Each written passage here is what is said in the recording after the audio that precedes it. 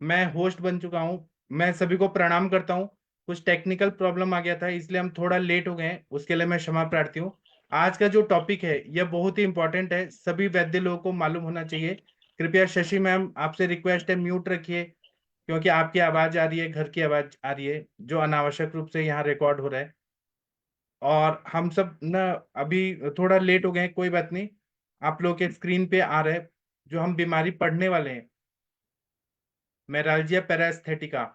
इसका बहुत सारे पेशेंट हमारे पास आते हैं, तो आज हम लोग इसके बारे में पढ़ेंगे। एक बीमारी होता है मेराल्जिया पैरास्थेटिका। इसमें क्या होता है कि कोई नर्व का कॉम्प्रेशन होता है। कौन सी नर्व होती है? तो थाई रीजन में जो लेटरल फेमुरल कुटेनियस नर्व होती है, उसका कॉम्प्रेशन होता है। और उसके वजह से वहां पे टिंगलिंग होता है, जैसे कि झंझनाहट हो रही है, चींटियां काट रही है, ऐसा फील होता है, या नमनेस होता है। आप लोग रुकिए, आपको स्क्रीन पे बड़ा स्क्रीन करके दिखाता हूँ। हाँ, जो लैटरल फेमुरल कुटेनियस नर्व जो है, वहां पे कॉम्प्रेशन होता है, इसलिए टिंगलिंग नमनेस होता है, बर्निंग पेन होता है बहुत ज्यादा।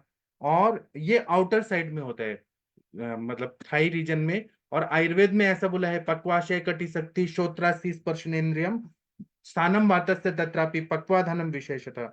तो जो पूरा शक्ति का एरिया है, जो वायु का स्थान है, वहां पर ये पेन हो रहा है, बर्निंग सेंसेशन भी हो रहा है। और नर्व का कॉम्प्रेशन होने की वजह से जो एक सेंसरी नर्व है और जो स्किन की तरफ जाता है, सेंसरी नर्व है, तो वहां पे ये पेन बढ़ जाता है बहुत ज्यादा। और मेरेल्जिया पैरास्थेटिका ऐसा मॉडर्न में न्यूरोलॉजिस्ट लोग बताते हैं। ये बहुत ज्यादा स्किन वहां पे टच करने पे बहुत ज्यादा सेंसिटिव हो जाती है, और उसके वजह से और पेन भी बहुत ज्यादा सीवियर होता है, ऐसा कंडीशन आता है। ठीक है, आप लोग के स्क्रीन पे दिख रहा है, तो आप लोग समझ सकते हैं मैं क्या बताना चाह रहा हूँ। तो वहां का जो स्किन है, लेटरल एरिया जो रहता है, वह बहुत ज्यादा सेंसिटिव हो जाता है, टच करने में बहुत ज्यादा पेनफुल रहता है। वहां पे वीकनेस भी बहुत ज्यादा रहता है। और पेन जो होता है रेडिएट होता है, जहां जहां वो नर्व जा रहा है कॉम्प्रेस होके, वहां वहां वो पेन होता है। तो वो पेन जो होता है वो बैक से आगे की तरफ रेडिएट होता है। इसके कारण क्या है कि कहीं ना कहीं थाई में इंजुरी हो जाती है, और उसके वजह से ये नर्व जो है लेटरल फेमोरल कुटेनियस नर्व, ये सेंसरी नर्व है जो स्किन की तरफ जा रही है, तो एंट्रेपमेंट या कॉम्प्रेशन हो जाता है। जब ये अपर फ्रंटल हिप बोन की तरफ जा रही है, इलियम की तरफ जा रही है, या इंग्वानल लिगामेंट जो आप लोगों को स्क्रीन पे दिख रहा है गोल राउंड, इंग्वानल लिगामेंट जो है वहां पे कॉम्प्रेस्ड हो जाती है या एंट्रेट हो जाती है आगे की तरफ, है ना। इसके वजह से बहुत ज्यादा पेन होता है। या फिर जो एंटीरियर सुपीरियर इलियक स्पाइन है, वहां से वो जब नर्व निकल रही है, तो वहां पे एंट्रेपमेंट होता है या कॉम्प्रेशन होता है। और कॉजेज अगर देखें तो प्रेगनेंसी में, या जो लोग टाइट जीन्स पहनते हैं, टाइट क्लोथिंग पहनते हैं, या ओबेसिटी रहता है जिसमें पेट बहुत ज्यादा बाहर निकल जाता है, उसके वजह से भी कॉम्प्रेशन होता है। प्रेगनेंसी में भी बहुत ज्यादा पेट बाहर निकल जाता है, वो नेचुरल है। तो वहां पर भी इंग्वानल लिगामेंट में कॉम्प्रेशन होता है। और इंग्वानल लिगामेंट में कॉम्प्रेशन के बाद में ये जो नर्व है, लेटरल फेमोरल कुटेनियस नर्व, वहां पे बहुत ज्यादा प्रेशर पड़ता है, एंट्रिपमेंट या कॉम्प्रेशन होता है, कॉम्प्रेस्ड हो जाते हैं बहुत ज्यादा। या फिर जो लोग बहुत ज्यादा बेल्ट पहनते हैं, जैसे कि कारपेंटर लोग जो हैं, वो बहुत ज्यादा जो उनके मशीन को लगा के जो भी बेल्ट होता है वो पहनते हैं, या ड्यूटी बेल्ट जो पुलिसमैन वगैरह पहनते हैं, तो उनको भी लेटरल फेमोरल कुटेनस नर्व जो है वो कंप्रेस्ड हो जाता है। उन लोगों को भी ये प्रॉब्लम होती है। या फिर जो लोग उल्टा पुल्टा सोते हैं, उनको भी हो जाता है। या फिर जो लोगों का लंबर स्पाइनल सर्जरी हुआ है, उनको भी ये बहुत ज्यादा हो जाता है। और ये जो डायबिटिक पेशेंट है, उनको ये कॉमन रहता है। डायबिटिक पेशेंट बोलते हैं कि बर्निंग सेंसेशन बहुत ज्यादा हो रहा है, टिंगलिंग हो रहा है, बहुत ज्यादा पेन हो रहा है। इसी तरह से जिनको बहुत सारे लोग हैं जिनको कैंसर होता है, जिसमें इलियोस्पासस हिमरेजेस होते हैं, या रेट्रोपेरिटोनियल स्पेसेस के बीच में, जहां पर भी मतलब कैंसर का उसके वजह से ट्यूमर रहता है, या इलियो पोसेस एब्सेसेस जहाँ पे रहते हैं, एब्सेस हो गया, कोई भी घाव हो गया, वैसा फोड़ा हो गया, विद्रदी हो गया। एब्सेस मतलब विद्रदी अगर हो गया, तो उसके वजह से भी हो सकता है। या लोग जो लोग बहुत ज्यादा स्टैंडिंग पोजीशन में रहते हैं, या लेग एक्सरसाइज करते हैं, तो वहां पे टेंशन बढ़ने की वजह से, इंग्वानल लिगामेंट में बहुत ज्यादा टेंशन बढ़ने की वजह से भी ये प्रॉब्लम हो जाती है। तो आप लोगों ने भी ऐसे पेशेंट देखे होंगे, प्रेगनेंसी के बाद तो ज्यादातर ऐसे पेशेंट हमारे पास आते हैं। ये कॉमन बीमारी है लेकिन इसका डायग्नोसिस ही नहीं हो पाता है। इलियोसोएस एब्सेसिस ऐसा भी ये कॉज होता है। तो फिजिकल एग्जामिनेशन में देखेंगे तो वहां पे पेरेस्थीसिया, नमनेस रहता है, मतलब अगर हमने सुई से भी टच किया ना तो पता नहीं चलेगा, लेकिन अंदर ही अंदर पेन होगा, टिंगलिंग होगा। उसी तरह से वहां पे स्किन सेंसिटिव बहुत ज्यादा हो गया है, ऐसा पता चलता है। और मोटर स्ट्रेंथ अच्छा है लेकिन सेंसरी जो स्ट्रेंथ है वो बहुत ज्यादा वीक हो जाता है। उसी तरह से वहां पे कभी कभी ऐसा लगता है कि छोटी छोटी चींटियां काट रही हैं, या मतलब ऐसे झंझनाहट हो रही है बहुत ज्यादा। उसी तरह से बर्निंग हो रहा है, जलन होती है बहुत ज्यादा। उसी तरह से ग्रॉइन एरिया में भी पेन हो रहा है, ग्रॉइन एरिया में पेन हो रहा है, बटक्स में वो पेन जा रहा है। अगर लाइट अगर करें तो उसमें भी सेंसिटिविटी आ जाती है, लाइट भी बर्दाश्त नहीं होता है। टॉर्च के लाइट से भी करेंगे ना तो वहां पे तकलीफ होती है बहुत ज्यादा। गर्म पानी से भी वहां पे बहुत ज्यादा बर्निंग बढ़ जाता है। तो इसके लिए सबसे पहले तो हमें नर्वस कंडक्शन स्टडी, एनसीएस कराना बहुत जरूरी होता है लोअर लिम्ब का। तो हमें अच्छे से कंफर्म हो जाता है। एक्सरे कराने से भी पता चलता है कि नर्व पे कुछ ना कुछ कॉम्प्रेशन या बोन डिफॉर्मिटी हुआ है। सीटी और एमआरआई लंबर सेक्रल स्पाइन का करने से पता चल जाता है। या ईएमजी का टेस्ट होता है, उससे हमें पता चल जाता है कि वहां पे कोई लेटरल फेमोरल, वहां पे कोई लीजन है कि नहीं, उससे हमें ईएमजी से पता चल जाता है। या लंबर रेडिकुलोपैथी है कि नहीं। आयुर्वेद के हिसाब से अगर हम लोग देखेंगे तो यह ग्रदसी बीमारी से मैच होता है। पूरा ग्रदसी नहीं है, ग्रदसी में साइटिक नर्व होता है, लेकिन आयुर्वेद में उसी एरिया में है, इसलिए हम ग्रदसी बीमारी की तरफ देखते हैं। या फिर वात और वात का बहुत ज्यादा डोमिनेंस है, उसके वजह से ये हो सकता है। 1 मिनट।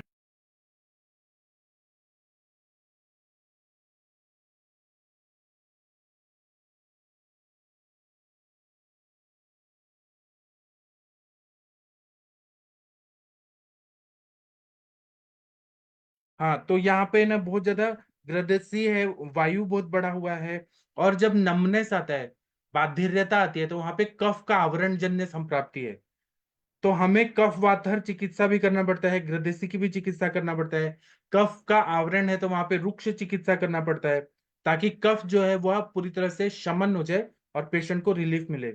और कभी कभी जब आवरण हट जाता है तो हमें स्नेह का स्नेहन करना पड़ता है, जिससे वायु का शमन हो। उसी तरह क्योंकि वहां पे कॉम्प्रेशन है तो वहां पे वायु का रुक्ष गुण बढ़ा हुआ है, वायु अटका हुआ है, स्त्रोतोरोध भी हो सकता है, तो वहां पे हमें वायु को पूरी तरह से रिलीज करना है। इसीलिए हमें स्नेहन का करना पड़ता है, तेल का प्रयोग करना है, वात कफ हर चिकित्सा करनी है। ठीक है, अभी आप लोग कुछ बोलना चाहते हैं तो बोल सकते हैं, मैं अनम्यूट करने का ऑप्शन देता हूँ। आप लोगों ने ऐसे पेशेंट देखे हैं क्या? अगर देखे हैं तो कृपया बताइए। वैद्य शशि तिवारी मैम, आप कुछ बोलना चाहती हैं? आपने ऐसे पेशेंट देखे हैं? ग्रदसी है लेकिन ये आगे की तरफ है, ग्रदसी बात तो पीछे की तरफ रहता है, ये आगे की तरफ है। हाँ सर, ऐसे पेशेंट तो आए हैं, बट इस तरह की डायग्नोसिस नहीं बनाई जैसे आपने बताया कि इसको ये बोलते हैं। इस तरह के बहुत सारे लोग आते हैं जो बोलते हैं कि आगे के थाई रीजन में उनके पेन रहता है। और खास करके इस तरह की कंप्लेन जो मैक्सिमम मैंने लेडीज के केस में जरूर देखा है। जी। या तो ये नोटिस नहीं प्रेगनेंसी किया में है कि हो सकता प्रेगनेंसी। है, प्रेगनेंसी में हो हाँ। सकता है, जो लोग टाइट बेल्ट पहनते हैं उनको हो सकता है, जो लोग खड़े हो रहे हम्म। हैं उनको हो सकता है, या फिर इंजरी हो गया है उनको हो सकता है। ये डायग्नोसिस ही नहीं होता है, सब लोग साइटिका का पेन मानते हैं लेकिन ये साइटिका नहीं है। साइटिका चलो। कॉमन है लेकिन ये मेराल्जिया पैरास्थेटिका आगे की तरफ होता है, साइटिका पीछे की तरफ होता है। जी सर। ठीक है। हाँ, और कोई बोलना चाहते हैं तो बोल सकते हैं इस टॉपिक पे। आप लोगों ने प्रज्ञा मैम, आपने पेशेंट देखे हैं क्या ऐसे प्रेगनेंसी के टाइम पे ऐसे? अगर कुछ हेलो। बोलना चाहते हैं, हाँ जी बोलिए। डॉक्टर कृष्णा जी कुछ बोलना चाहते हैं आप? किसी को भी बोलना है बोल सकते हैं आप लोग। अगर आप लोग सुनना है तो सुनिए। वीना मैम, आप कुछ बोलना चाहती हैं? हाँ सर, डायबिटिक पेशेंट मैंने देखे हैं ऐसे। मगर आप वात कफज आवृत्त कफ ऐसा बोल रहे हैं, मगर शीत नहीं। मुझे क्या बोलना है कि वात प्रकोप ज्यादा है तो वहां स्वेदन या उष्ण उपचार करने से बढ़ जाता है सर। मैंने देखा है, ऐसे पेशेंट देखे। और उष्ण उपचार से बढ़ जाता है।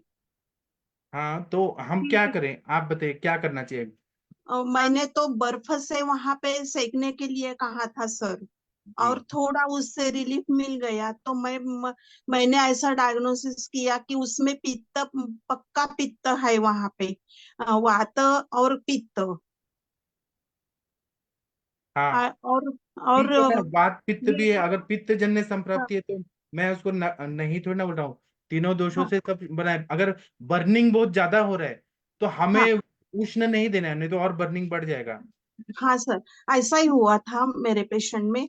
और ये न्यूरोपैथी है क्या सर, एक प्रकार की?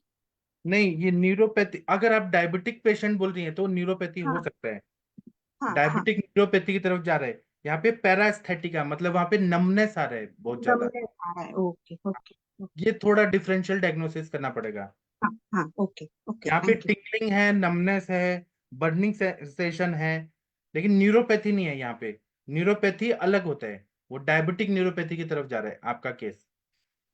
ठीक है। यहाँ पे पैरास्थेटिका, इसका नाम है पैरास्थेटिका, इसको ध्यान में रखिए, है ना। इसमें ग्रदसी वात की तरह ट्रीटमेंट करना चाहिए, या फिर वात कफ हर चिकित्सा करना है, रुक्ष चिकित्सा करना है, स्नेहन करना है। तो इसमें हम लोग बहुत सारी दवाइयां यूज कर सकते हैं। आप लोग को स्क्रीन पे दिख रहे हैं वो सारे ब्रांचेस, देखिए नर्व के ब्रांचेस, तो आप लोग को और अच्छे से क्लियर हो जाएगा। इसमें हम लोग सहचरादि कषाय का प्रयोग करते हैं, निर्गुंडी पत्र कषाय का प्रयोग करते हैं, अष्टवर्ग कषाय का प्रयोग करते हैं, गंधर्व हस्तादि कषाय का प्रयोग करते हैं। दशमूल सारे वात और कफ शामक औषधियां हैं। दशमूलादि कषाय, वरुण आदि कषाय, गुग्गुल तिक्तक कषाय, रासना पंचक कषाय, लशुन शीर कषाय। इसी तरह से इसमें हम लोग चूर्ण कल्पना में वैश्वानर चूर्ण, जो अग्नि को भी बढ़ाता है, वात कफ हर चिकित्सा भी करता है, अश्वगंधा चूर्ण, अकर कराभ्यादि चूर्ण।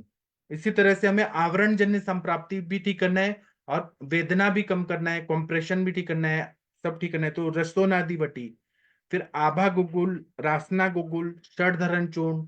फिर वेट कम करना है थोड़ा, तो नवक गुगुल, और नवक गुगुल कफ वाथर मेधावृत वात जैसे संप्राप्ति है, मेद कफ और वायु, इसको ठीक करना है, तो नवक गुगुल। इसी तरह से हम लोग दशमूल हरितकी का प्रयोग करते हैं।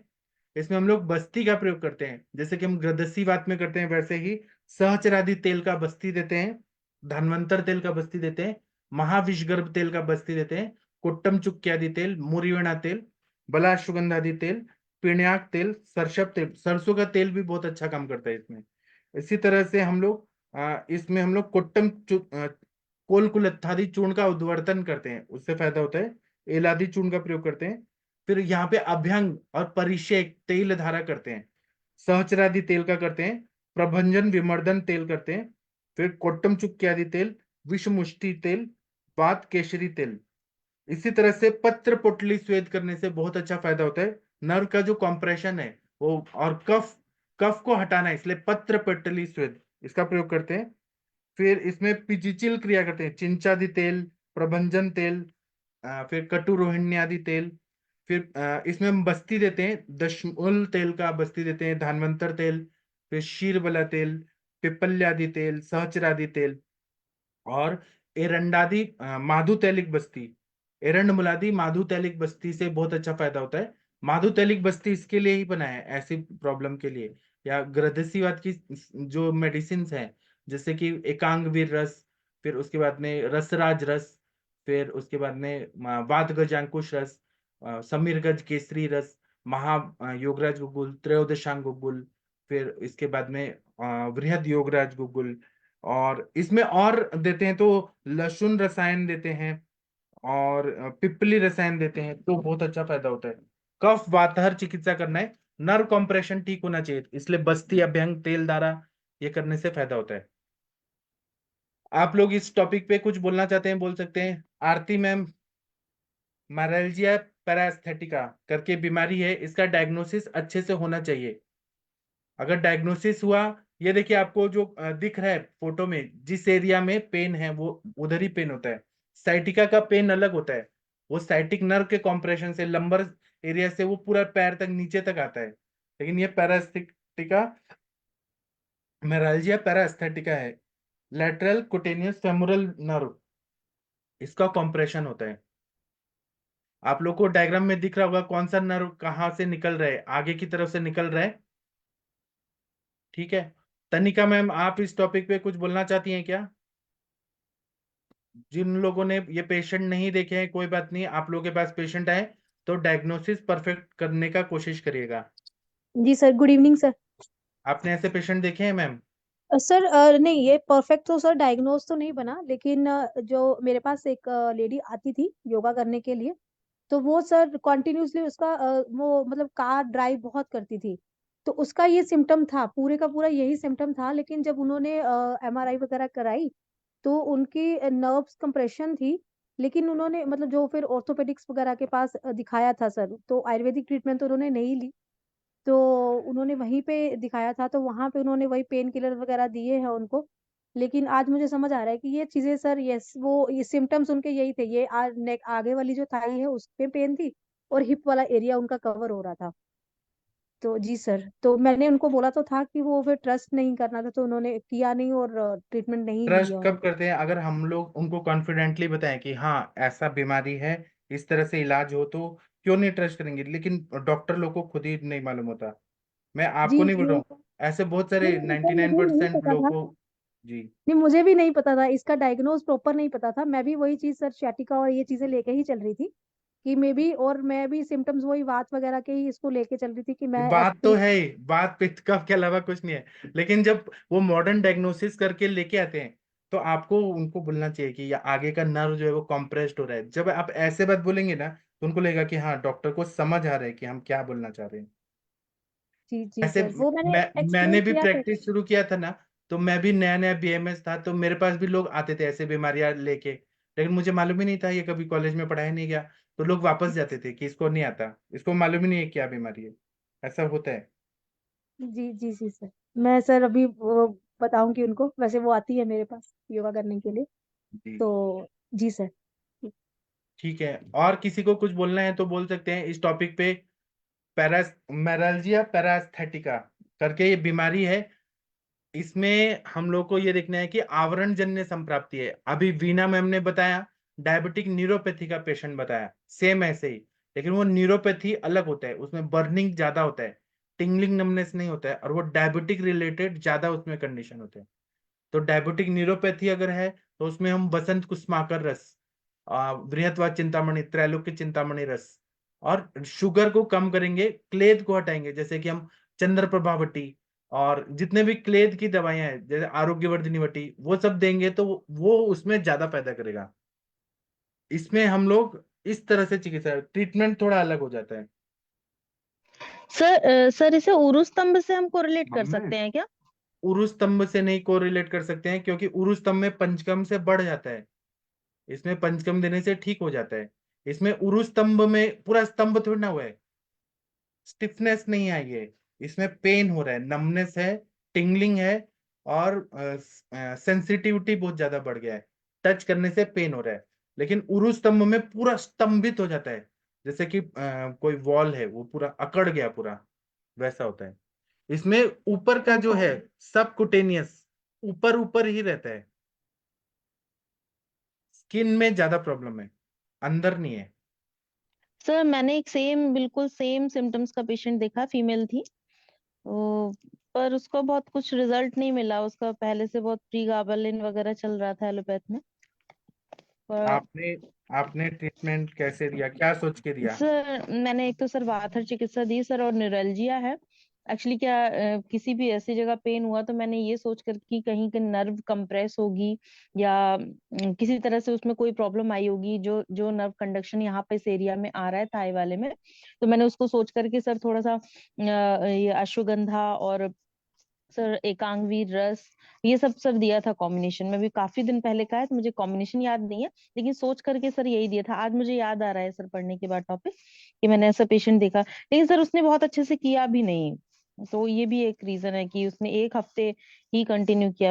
उनको ये था कि एलोपैथ से नहीं हो रहा है तो कैसे ये चीज है, जबकि मैंने उनकी प्रीगाबालिन भी बंद नहीं कराई थी। और मैंने कहा था बहुत, मतलब वो रो रही थी सर, इतना पेन था उसको, जी। पेन से। जी। देखिए, अभी आप लोग ध्यान में रखिएगा, ये एरिया में ही जो रेडिश एरिया है, यहीं पे पेन होता है, सीवियर पेन होता है। इसको उरुस स्तंभ नहीं बोलेंगे हम लोग, ठीक है। स्किन में ऊपर ऊपर ही है, lateral femoral nerve, cutaneous nerve जो है ना ऊपर का, स्किन का सेंसरी नर्व, वहां पे अफेक्ट हुआ है, क्योंकि जो ये नर्व है वो कॉम्प्रेस हुई है या एंट्रेप हुई है। ये प्रेगनेंसी के बाद ज्यादा दिखता है। जो पुलिस लोग या आर्मी के सोल्जर जो ज्यादा बेल्ट पहन के टाइट पहन रहे हैं उनको होता है। जो लोग खड़े रह के काम कर रहे हैं या मोटे लोग जो हैं उनको होता है। ठीक है, अब आपके पास जब भी पेशेंट आए तो आप लोग इसको जरूर याद रखिएगा, मेरेल्जिया पैरास्थेटिका, लेटरल फेमोरल कुटेनियस नर्व का कॉम्प्रेशन हुआ है। ठीक है, जो आयुष दर्पण पे चर्चाएं होती हैं ये आप लोगों को ये अवेयरनेस के लिए कि आयुर्वेद में इस तरह से सोचना चाहिए। अगर हम मॉडर्न का डायग्नोसिस नहीं समझेंगे और आयुर्वेद का ही देंगे सबको, स्नेहन स्वेदन और ये सब घुसा घुसा के देंगे, तो गलत हो जाएगा हमारा ट्रीटमेंट। डायग्नोसिस करना बहुत जरूरी है और उस हिसाब से चिकित्सा करना जरूरी है। ठीक है, कोई और कुछ बोलना चाहते हैं? हेलो। हाँ जी बोलिए। Good evening sir. जी, सर फिर जो प्रेगनेंसी के बाद लेडीज में अगर वर्कलोड ज्यादा हुआ तो उनको सिर्फ वो एक साइड में पेन होता है, कभी कभी कोई कोई लेडीज को सिर्फ एक पैर में होता है, कोई को दो पैर में तो होता है, यही है ना, और वो सिर्फ यही है ना पाँच मैम। मिनट के लिए। नहीं सर, सिर्फ वो नहीं, क्या 5 मिनट के लिए वो अगर वर्कलोड ज्यादा हुआ तो उनको वो पैर हिलाने भी नहीं आता, फिर रेस्ट की तो फिर वो नॉर्मल हो जाते, तो उसको कैसे कोरिलेट करेंगे? वो भी यही वो हो गया बोलते हैं ना, कुछ एक को कर वही तो, जाता है, दो। यही हुआ ना, ऊपर की जो नर्व है वो कॉम्प्रेस हो रहा है, कुछ ना कुछ प्रॉब्लम है तभी तो हो रहा है ना। तो हमें यही चीज सोच के करना है। Okay sir. इनको यही सारा कफ वातहर चिकित्सा करना है, ग्रदेसी की जैसी चिकित्सा करना है।